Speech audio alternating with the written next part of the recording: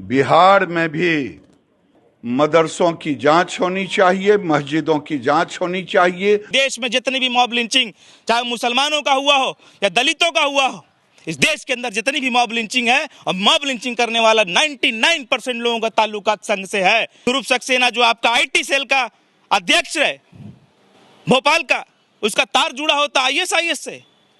ये राष्ट्रभक्ति है, ये देशभक्ति है। आपका यशवंत सिंधे कोर्ट में हलफनामा दायर करके कह रहा है कि हमको बम ब्लास्ट की प्लानिंग की गई, हमसे कराया गया, हमसे बम विस्फोट कराया गया, मासूम लोगों की जान ली गई।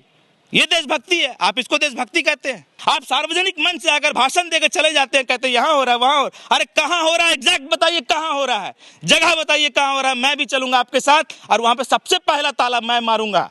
संघ के कार्यालय में सरेआम बच्चों को तलवार सिखाया जा रहा है, गोलियां चलानी सिखाई जा रही है। इसी ओछी सोच का विरोध, इसी नफरती सोच का विरोध सरदार पटेल जी ने किया और उसको प्रतिबंध लगाया, और वो प्रतिबंध आज भी जारी है कि आरएसएस डायरेक्ट चुनाव में भाग नहीं ले सकती। मगर आप मुखौटा बदलकर सरकार में आ गए, तो आप बताइए कि ऐसे लोगों का सदस्यता जाना चाहिए कि नहीं जाना चाहिए? उत्तर प्रदेश में योगी सरकार मदरसों का सर्वे कराने जा रही है और इसका जो राजनीतिकरण अब होने लगा और इसका एक चिंगारी बिहार में छटक कर चलाया है। और इस सर्वे को लेकर के बिहार के बेगूसराय से सांसद और केंद्रीय मंत्री गिरिराज सिंह कह रहे हैं कि बिहार में भी सर्वे होना चाहिए। बिहार में भी मदरसों की जांच होनी चाहिए, मस्जिदों की जांच होनी चाहिए। कौन लोग उसमें रह रहे हैं, क्या कर रहे हैं, भारत के खिलाफ कर रहे हैं या भारत के पक्ष में कर रहे हैं, इसकी समीक्षा होनी चाहिए, इसका सर्वे होना चाहिए। इसी पर बात करेंगे। हमारे साथ जन अधिकार पार्टी के प्रवक्ता शान परवेज जी हैं। अब उत्तर प्रदेश में तो हो ही रहा है मदरसों का सर्वे, गिरिराज जी चाहते हैं कि बिहार में भी हो, क्या प्रतिक्रिया इस पर? जहर फैलाने का काम किया जा रहा है और नफरत फैलाने की राजनीति की जा रही है। आज से 2 दिन पहले यशवंत सिंधे ने कोर्ट में हलफनामा दायर करके ये बात कहा कि भाजपा को जिताने के लिए आरएसएस ने बॉम्ब ब्लास्ट तक की प्लानिंग की। क्या आप उस पर कोई बात कहेंगे? आपको मैंने पहले भी ये चैलेंज किया, जब आपने मदरसे और मस्जिदों के ऊपर सवाल खड़ा किया तो मैंने आपको गिरिराज सिंह जी पहले भी चैलेंज किया कि कोई भी देश का एक मदरसा, एक मस्जिद आप उठाकर दिखाइए जहां बम की ट्रेनिंग दी जाती हो, जहां लोगों को मारने की ट्रेनिंग दी जाती हो, जहां लोगों का कत्ल करने का ट्रेनिंग दिया जाता हो। गिरिराज सिंह जी, मैं आपके साथ चलकर उस मदरसे का विरोध करूंगा, मैं उस मदरसे में ताला लगाऊंगा। मगर उसका क्या, जब आपके अनेक संघ के कार्यालय में सरेआम बच्चों को तलवार सिखाया जा रहा है, गोलियां चलानी सिखाई जा रही है। इस देश के अंदर यह भी नहीं भूलना चाहिए आपको कि जितनी भी मॉब लिंचिंग हुई उसमें कहीं ना कहीं इन्वॉल्वमेंट डायरेक्टली और इनडायरेक्टली इन्हीं संघ के लोगों का रहा। तो नफरत का आधार आपने बीज इतना बो दिया है कि आपके कार्यकर्ता, आपके लोग आज कोर्ट में हलफनामा देकर ये बात कह रहे हैं कि भाजपा को जिताने के लिए संघ ने बॉम्ब ब्लास्ट तक की प्लानिंग की। क्या उस पर कोई कार्रवाई होगी? आपका आरएसएस का लोग ध्रुव सक्सेना जो आईएसआई का एजेंट निकल कर आता है, आपके पास कोई उदाहरण है जिसमें कोई मदरसा का इन्वॉल्वमेंट आईएसआई से मिला आपको? आपके पास कोई इन्वॉल्वमेंट है, कोई सबूत है, कोई प्रमाण है कि जिसमें आप कहेंगे कि किसी मदरसा में किसी का गला काटने की ट्रेनिंग दी जा रही है? आपके पास नहीं है। मगर हमारे पास सामने अनेक प्रमाण आ चुके हैं, इसलिए मैं कह रहा हूं कि प्रत्यक्ष को प्रमाण की जरूरत नहीं पड़ती है। अभी बिहार में पीएफआई जिस तरीके से उसका विवाद छिड़ा था, उसमें एक मोतिहारी से एक मौलवी साहब पकड़ाते हैं जो मदरसे में पीएफआई से जुड़े हुए थे और कुछ एक्टिविटी कर रहे थे देश विरोधी, तो आप कैसे ये कह सकते हैं? मैंने कहा कि जहां पर ऐसा हो रहा है आप हमारे साथ चले। कहां पर ऐसा हो रहा है? मगर आपका या आरएसएस का पूर्व प्रचारक कोर्ट में हलफनामा दायर करके कहता है कि आरएसएस ने बम ब्लास्ट का प्लानिंग किया। ये कितना चिंता का विषय है। और यही आरएसएस की मानसिकता और इसी जहर भरी मानसिकता को लेकर कभी हमारे देश के लौह पुरुष सरदार पटेल जी ने इसी विचारधारा का विरोध करते हुए और इसी नफरत का विरोध करते हुए आरएसएस को देश में प्रतिबंधित किया, देश में इसके ऊपर प्रतिबंध लगाया गया। और बाद में आरएसएस ने हाथ पैर जोड़कर माफी मांगकर और ये बात कही कि अब वो देश के अंदर नफरत की बात नहीं करेगा। इस आधार पर हमारे प्रथम गृह मंत्री सरदार पटेल जी ने इसके ऊपर से प्रतिबंध हटाया और उसके साथ साथ ये प्रोविजन भी रखा कि आरएसएस कभी भी डायरेक्टली चुनाव के अंदर नहीं इन्वॉल्व हो सकती है। और जिस मानसिकता का विरोध हमारे सरदार पटेल जी ने किया, जिस मानसिकता का विरोध पूरे देश ने किया, जिस मानसिकता को पूरे देश में नफरत भरी मानसिकता बोली जाती है, आप वो लोग हैं, आप दूसरे को पाठ पढ़ाएंगे इंसानियत का, मानवता का, जो सरेआम गले काटने का ट्रेनिंग दे रहा है, जो सरेआम कहता है कि हमें बॉम्ब ब्लास्ट कराया जा रहा है, कोर्ट में हलफनामा दायर करके कहता है कि हमें बॉम्ब ब्लास्ट कराया जाता है। तो आप क्या चाहते हैं और कि जितनी भी मॉब लिंचिंग हिंदुस्तान के अंदर हुई है, सबका डायरेक्टली इनडायरेक्टली इन्वॉल्वमेंट आरएसएस और संघ के लोगों से है। और मैं आपको चुनौती दे रहा हूं कि एक एग्जांपल उठाकर दिखाइए, सबसे पहला ताला मैं मारूंगा वहां। तो आप क्या चाह रहे हैं कि संघ के शाखाओं का भी सर्वे हो? उसके भी निश्चित रूप से होना चाहिए, ये होना ही चाहिए। इसी संघ के जहर भरी मानसिकता का विरोध सरदार पटेल जी ने किया, जिसके बाद उन्होंने प्रतिबंध लगाया। और आज पटेल जी का मूर्ति दुनिया का सबसे बड़ा मूर्ति बन गया हिंदुस्तान आप कुछ भी कर लीजिए, आप सरदार पटेल को कुछ भी कह लीजिए, कुछ भी कर लीजिए, इसी सरदार पटेल जी ने आपको और आपकी जहर भरी मानसिकता का विरोध करते हुए आपके ऊपर प्रतिबंध लगाया और आप पे कंडीशन लगाया कि आप कभी भी चुनाव में पार्टिसिपेट नहीं कर सकते। और आज अब बताइए कि सारे आरएसएस के मुखौटा बदलकर भाजपा में आज मंत्री बने हुए हैं, विधायक बने हैं, सांसद बने। क्या इन लोगों की सदस्यता नहीं जानी चाहिए? क्या इन लोगों का जांच नहीं होना चाहिए? क्या देश के प्रथम गृह मंत्री का जो आदेश है, जो प्रतिबंध है, क्या उसको अमान्य घोषित कर देना चाहिए? ईश्वर प्रसाद सदन में खुलेआम बोलते हैं कि हम संघ से जुड़े हुए हैं, तो मुख्यमंत्री तक रहे। मैं आपसे सवाल पूछ रहा हूं ना कि वो सरदार पटेल जी का, भारत के लौह पुरुष का जो बात, जो वचन कि भाजपा संघ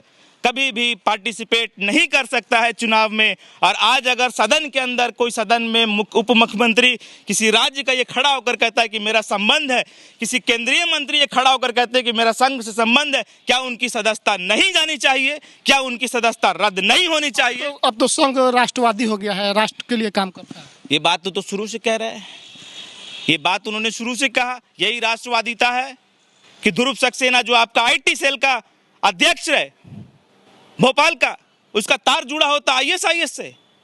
ये राष्ट्रभक्ति है, ये देशभक्ति है। आपका यशवंत सिंधे कोर्ट में हलफनामा दायर करके कह रहा है कि हमको बम ब्लास्ट की प्लानिंग की गई, हमसे कराया गया, हमसे बम विस्फोट कराया गया, मासूम लोगों की जान ली गई। ये देशभक्ति है। आप इसको देशभक्ति कहते हैं तो मुबारक हो आपको ऐसी देशभक्ति, जहां पे लोगों को मारने को कहा जा रहा है, जहां पर प्रशिक्षण दिया जा रहा है कि आप एक दूसरे का जान ले लीजिए। और ये भी सुन लीजिए कि मैं जिम्मेदारी के साथ कह रहा हूं कि देश में जितनी भी मॉब लिंचिंग, चाहे मुसलमानों का हुआ हो या दलितों का हुआ हो, इस देश के अंदर जितनी भी मॉब लिंचिंग है, और मॉब लिंचिंग करने वाला 99% लोगों का ताल्लुकात संघ से है। और अगर आपको लगता है कि कहीं कोई मदरसा में ट्रेनिंग चल रही है, तो आप केंद्रीय मंत्री हैं महाराज, आपको तो कम से कम देश की चिंता कीजिए, कहां है उसकी जानकारी दीजिए।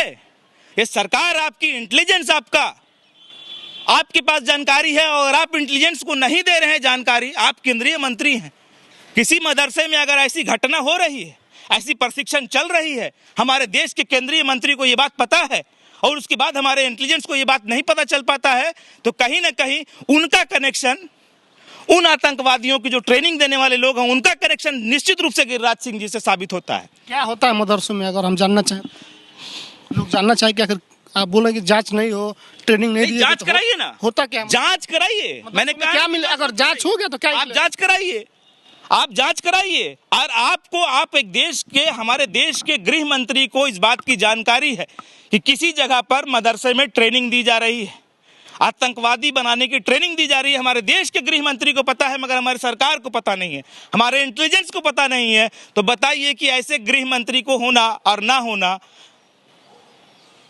क्या मायने रखता है? देश के साथ आप गद्दारी कर रहे हैं। अगर आपको जानकारी, आप दीजिए जानकारी। हमारे पास जानकारी नहीं है, आप दीजिए जानकारी इस बात का। आप क्यों नहीं दे रहे जानकारी इस बात का? आप सार्वजनिक मंच से अगर भाषण देकर चले जाते हैं, कहते हैं यहाँ हो रहा है, वहां हो रहा है। अरे कहाँ हो रहा है? एग्जैक्ट बताइए कहाँ हो रहा है, जगह बताइए कहाँ हो रहा है। मैं भी चलूंगा आपके साथ और वहां पे सबसे पहला ताला मैं मारूंगा। सीधा सीधा आपका कहना है कि संघ के भी कार्यालयों की जांच हो, नहीं तो मदरसे को नहीं हो। मैं ये नहीं कह रहा हूं कि आप मदरसे की जांच करा लीजिए, मगर मदरसे की जांच हो रही है, कराइए आप। संघ का जांच क्यों नहीं होना चाहिए, मेरे को ये बताइए। मैंने बोला प्रत्यक्ष को प्रमाण की जरूरत नहीं है, आप जांच कराएं। आपके पास 1000 प्रूफ है। अब मैंने आपको एग्जांपल दिया, अभी शिंदे कोर्ट में खड़ा होकर हलफनामा दायर कर रहा है, ध्रुव सक्सेना का कनेक्शन ISIS से। उसके बाद आपने जितनी मॉब लिंचिंग की सब का रिकॉर्ड उठाकर देख लीजिए, ट्रैक रिकॉर्ड उठाकर देख लीजिएगा, सब का सब आपको कहीं ना कहीं RSS संघ से मिलेगा।